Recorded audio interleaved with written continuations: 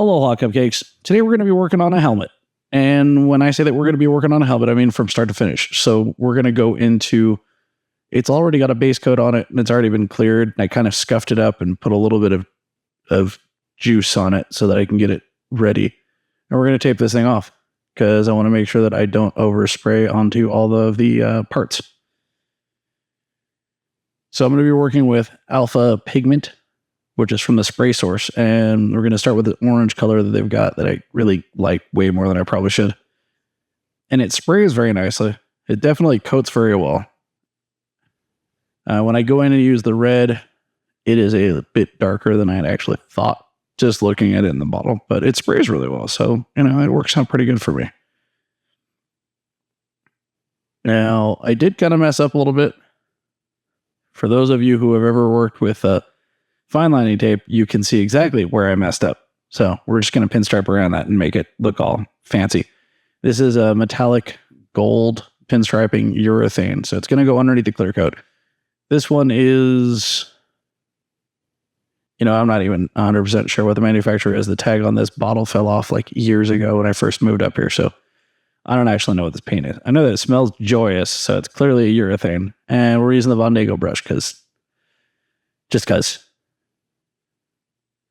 Now, one thing about when you're working under clear coat is guidelines are a little tough because your Stabilo pencils tend to scratch the base coats a little bit.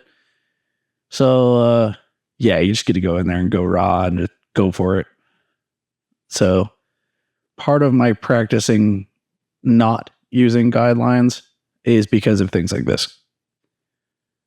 So, you can see that look on my face where I'm a little partially frustrated with myself on this because it's just, it is what it is, man. Just, it is.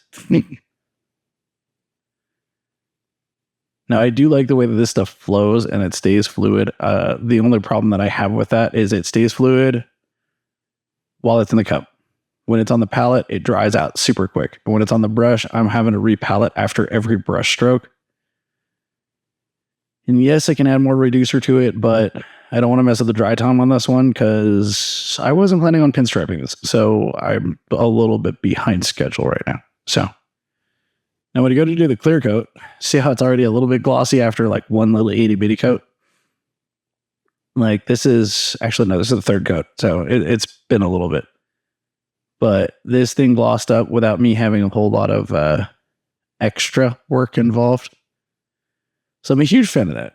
Because typically when I'm working with some of the other colors and some of the other paint manufacturers, especially when they're like on the lower end of things, there's this almost like you have to like hit them with a Brillo pad before you hit them with a clear coat. And it almost always leaves these very small fissures in it. But here's what we're looking at in the end. I appreciate how this one worked out. And I don't know. Maybe this will get you to try out some new ideas. And if not, well, it was fun. Till next time, stay moist, my friends.